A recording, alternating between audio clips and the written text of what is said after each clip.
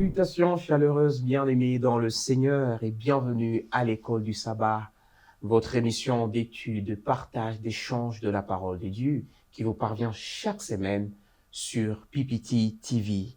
Après la 4e leçon de ce 4e trimestre de l'an 2023, voici une nouvelle leçon, la 5e leçon qui a pour titre « Les excuses pour éviter la mission ». Les excuses pour éviter la mission. Et sur ce plateau, pour enrichir cette leçon, je reçois deux frères avec qui nous allons partager cet enseignement. Je reçois le frère Innocent. Bienvenue, frère. Merci, frère Daniel. Vous vous portez très bien. Par la grâce de Dieu. Gloire au Seigneur. Je reçois également sur ce plateau le frère Ézéchiel. Bienvenue, frère Ézéchiel. Merci énormément. Vous vous portez très bien? Je me porte très bien. Ah, pour la gloire du Seigneur. Avant que nous ne puissions aller plus loin dans cet enseignement, alors je vais vous inviter, là où vous êtes, de vous humilier afin que nous puissions prier. Je vais inviter le frère Innocent de nous conduire dans la prière. Obéissons pour la prière. Notre Dieu, notre Père, nous voulons te dire merci parce que tu nous as protégés jusqu'à ce moment. Te disons merci. Nous voulons parler de ta part avec de l'œuvre impie. Demandons que tu puisses toucher nos lèvres par une pierre ardente comme tu l'as fait à Esaïe, afin que cette parole puisse édifier nos cœurs, le cœur de nos téléspectateurs, au nom de Jésus. Amen.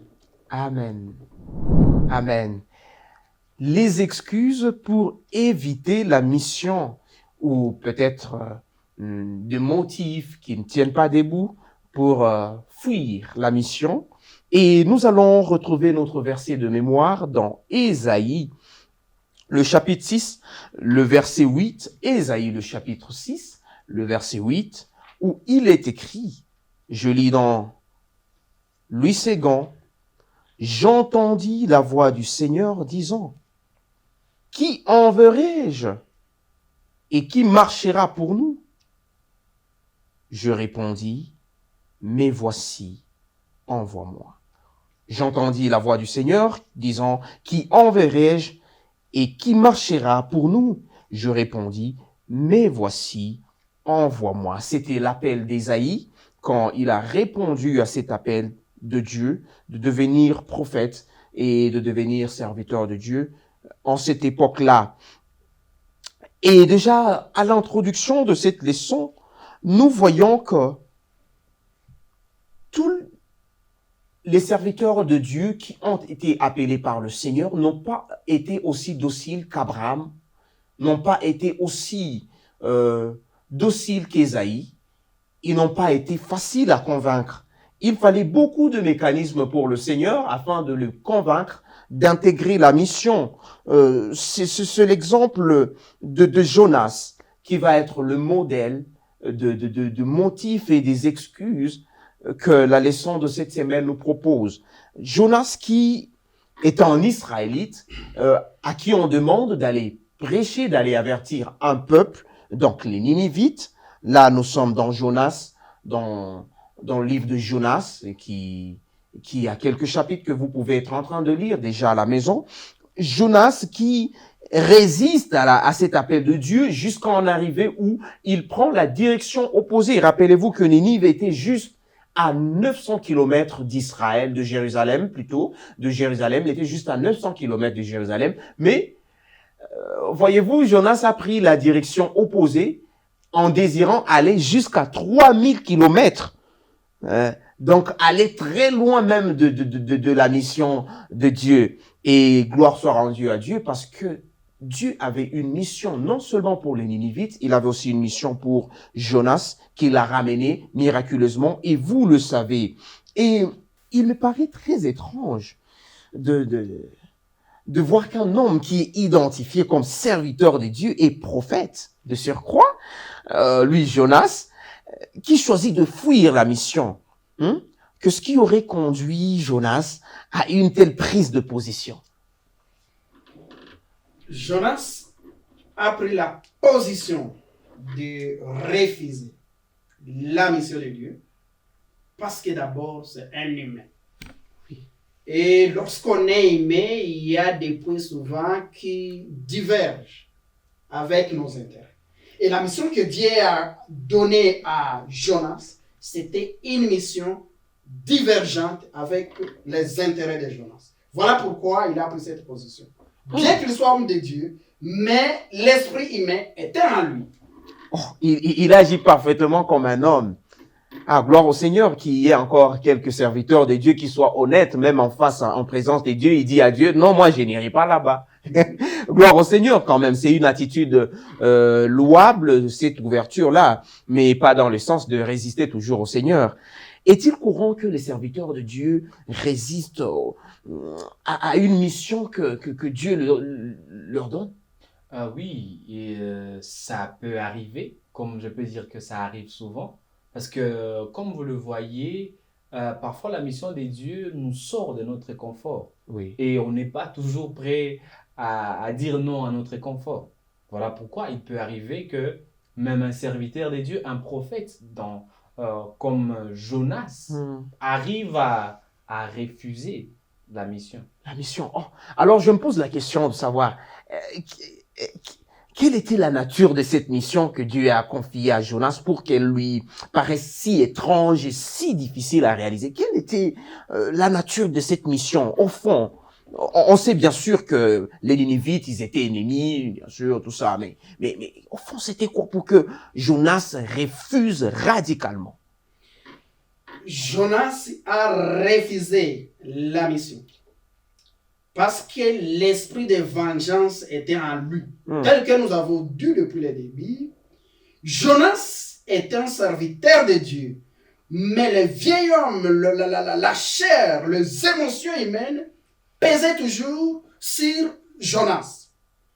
Les Ninivites, c'était un peuple qui attaquait les Israélites. C'était un peuple méchant. Et pour Jonas, c'était un peuple, pour lui, voué à la perdition. Et pour lui, aller évangéliser ce peuple, c'était contre même le patriotisme, si on peut dire ça. Parce que État israélite, un peuple qui attaquait les Israélites, c'était un peuple qui devait mourir, qui ne devrait pas être sauvé. Et la mission qu'on lui donne, c'est aller sauver ce peuple. Voilà pourquoi c'était une mission difficile pour lui. Parce que quand nous avons étudié la 4e leçon, nous avons vu que même notre zone de confort peut être notre ethnie, peut être notre tribu. Voilà en quelque sorte les poids qui pesaient sur Jonas pour aller évangéliser ce peuple. Mais entre nous, c'était une mission quand même difficile. Des gens réputés. J'ai vu le prophète Nahum, lui qui parle de Ninive comme étant une ville sanguinaire, une ville où c'est l'atrocité qui règne, où c'est son ensemble. Il dresse un tableau bizarre de cette ville, mais il n'était pas tout simplement méchant contre les Israélites seulement. Ils étaient méchants même avec d'autres peuples qui les entouraient. C'était une ville complexe. Quelle différence peut-on bien observer entre les habitants? On peut dire qu'il y a... Quel genre de différence y a-t-il entre les gens de Sodome et ceux de Ninive pour que la détermination de Dieu soit définitive? Donc Dieu voue Sodome et Gomorrhe à la destruction, mais Dieu insiste que Ninive soit sauvée. Quelle était la différence de taille entre ces deux événements, ces deux histoires? Voilà, déjà, nous pouvons trouver qu'il y a beaucoup d'abord de similarités. Parce que Ninive est une ville pleine de violence, très méchante. Et quand Nahum en parle, c'est terrifiant. Oui. Mais Sodome, c'est toujours le cas. Oui. Mais la différence, elle est où? Dieu a envoyé des anges à Sodome, rappelez-vous. Oui. Et Abraham, comme vous vous rappelez, avait déjà plaidé pour le salut de Sodome. Oui, mais regardez que même l'accueil, Gomorrhe et Sodome, ils n'ont même pas donné la chance aux anges de leur parler. Dieu a envoyé des anges. Mais Dieu a envoyé un homme, un prophète. Et à première vue, c'était à contre-cœur pour aller là-bas. Mais ils ont été réceptifs. Dieu ne cherche pas des saints. Il cherche des gens tout simplement qui vont accepter. Et si nous acceptons, même si, comme la Bible le dit, nos péchés sont noirs, rouges comme le cramoisi, il est prêt à nous laver et à nous accepter. J'aime ce point que vous avez soulevé, la disposition de cœur de Ninivite d'accueillir la parole de Dieu. Pourtant, Dieu leur a envoyé rien qu'un homme et il n'a même pas prêché beaucoup pour que des dispositions soient prises. J'ai vu que quelque part, c'est comme si Jonas avait comme une sorte de peur au-dedans de lui. Est-ce que la peur peut être un frein à l'accomplissement d'une mission?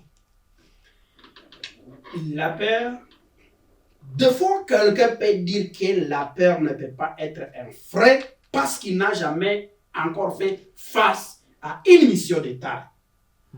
Mais quand on voit la façon dont on décrivait la ville de Ninive, cette mission, c'était une mission non la moindre. Oui. Oui, parce que dans la leçon, on a dit qui peut donner témoignage s'il n'a jamais été violenté, subit la violence de Ninivites. C'est-à-dire que c'était un peuple renommé dans la violence. Et quand on envoie Jonas, c'était fondé pour qu'il puisse avoir la paix. La paix, ça fait partie des émotions humaines. Oui. C'est normal. Oui. Oui. Et donc, ça dépend de la mission. Et même nous, pour le moment, il y a l'endroit où, quand tu parles de Christ, on te tue. Ça ressemble un tout petit peu à cette mission qu'on peut te donner aujourd'hui. C'était une mission. Voilà donc il avait raison d'avoir peur. Tout comme les serviteurs de Dieu actuellement, nous pouvons être confrontés à la peur. Et il y a un autre élément qui est revenu un peu plus. Comment les fausses opinions, puisque bien sûr, la Bible décrit les Ninivites comme un peuple violent, tout ça. Mais c'est comme si Jonas avait une fausse opinion de ce peuple au finish. Hein?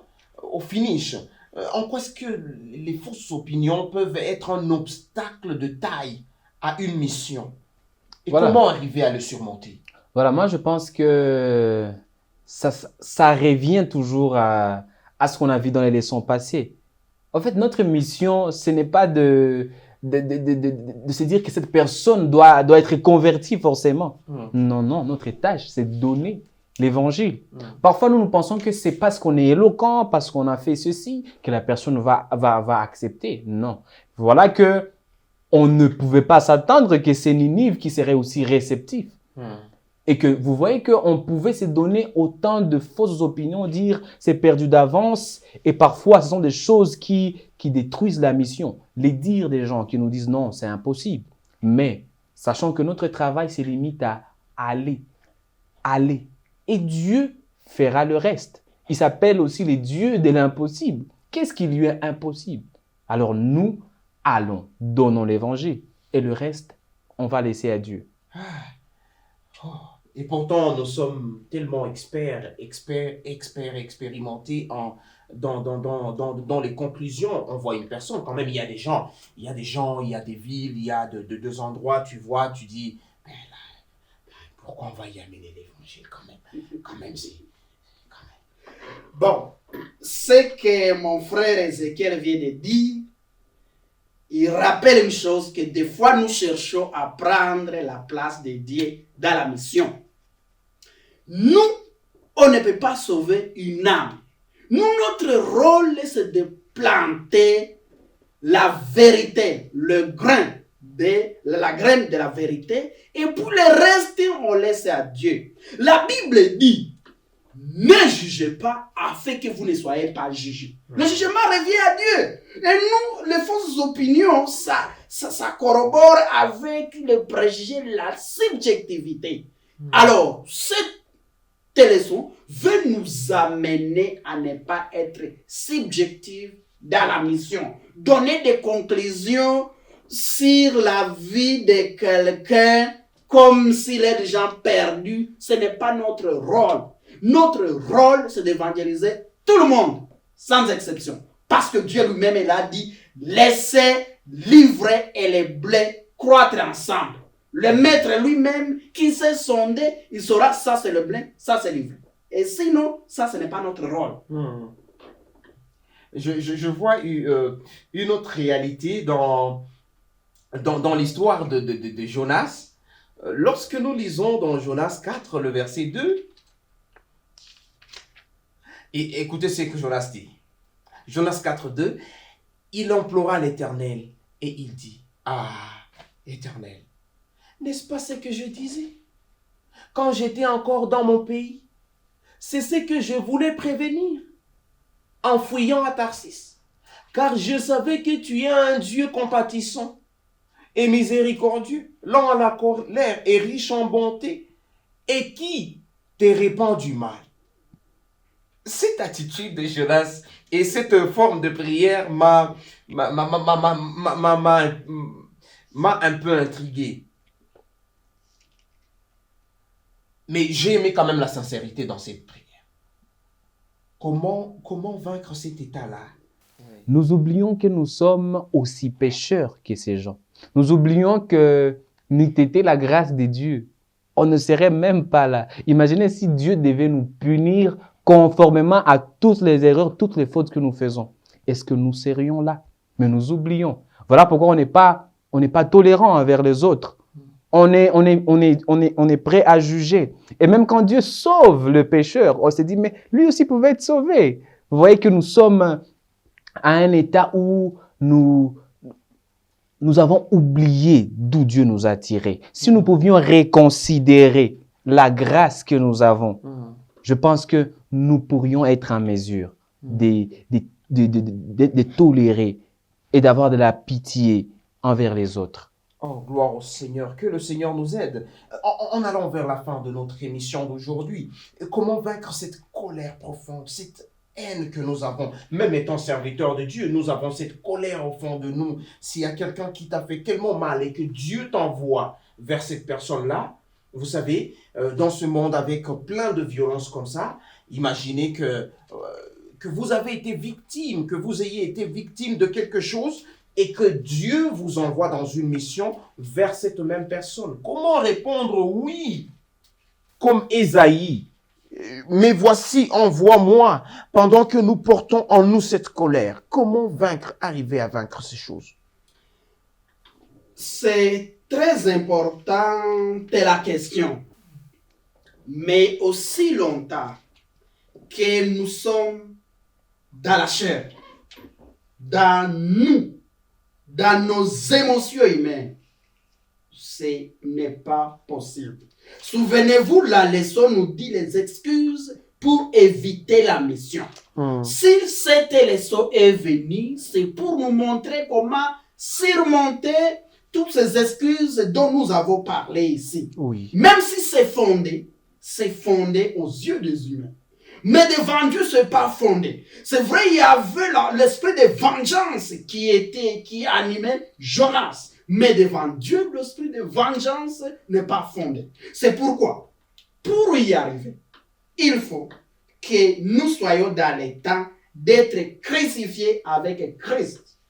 Pour que, quand nous sommes en action, que ce ne soit pas nous qui agissons, mais que Christ puisse agir en nous. Nous allons lire ce verset dans Galates 2, 20 qui nous dit « J'ai été crucifié avec Christ, et si je vis, ce n'est plus moi qui vis, c'est Christ qui vit en moi. » Gloire au Seigneur. Si on a été crucifié avec Christ, quand nous allons agir, le poids là de l'esprit de vengeance ne va plus peser sur nous, mais c'est Christ qui va agir en nous. Et là, nous serons en mesure de répondre comme Ésaïe, je suis là, envoie-moi. Gloire au Seigneur. Et c'est peut-être là que ça nous évitera de jurer même devant Dieu comme Jonas, qui jurait même, qui désirait que Dieu le tue même, pourvu même qu'il n'aille pas vers ces gens-là parce qu'il avait une colère au-dedans de lui. Que pouvons-nous dire encore par rapport à ces questions qui sont difficiles quand même humainement? Moi, je pense que tout simplement, ce qu'on peut comprendre, c'est que tout trouve son sens en Jésus-Christ. Amen. Lorsque nous allons en dehors de Jésus, nous tentons de fuir l'appel, nous tentons de suivre la mission. Qu'est-ce qui arrive? C'est le vague, c'est le vide. Babel a fait la même chose. Oui. c'était la confusion. Ce n'est qu'en Jésus que nous pouvons trouver la vraie vie. Et la mission, elle est transformatrice. Amen. C'est ce que j'ai aimé dans cette leçon.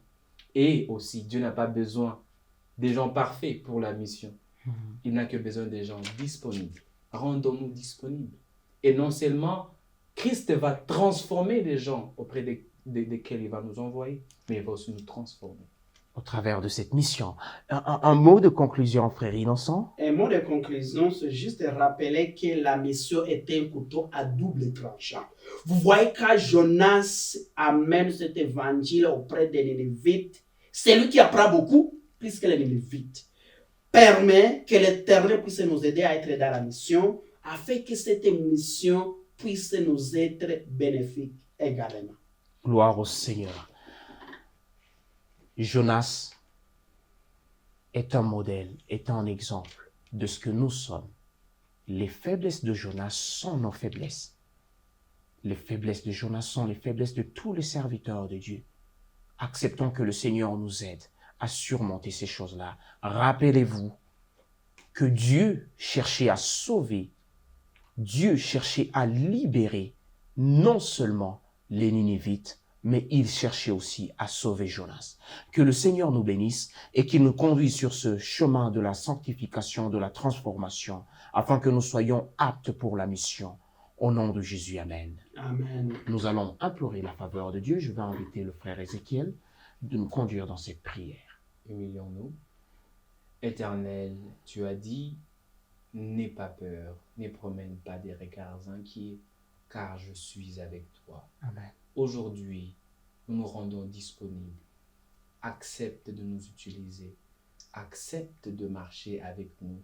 Tu as dit, je ne te délaisserai point et je ne t'abandonnerai point. Ne nous abandonne pas dans cette mission. Plutôt, donne-nous à ne plus nous faire des excuses, mais à aller, afin que tu nous transformes et que tu transformes plus de monde au travers de nous. C'est au nom de Jésus-Christ que nous te prions. Amen. Amen. Nous avons été ravis d'être avec vous. Que le Seigneur vous bénisse. N'oubliez pas surtout de liker. N'oubliez pas de mettre votre commentaire. N'oubliez pas de partager pour qu'un plus grand nombre reçoive l'Évangile au travers un petit geste que vous pouvez poser. C'est ainsi que nous prenons congé de vous. À la prochaine.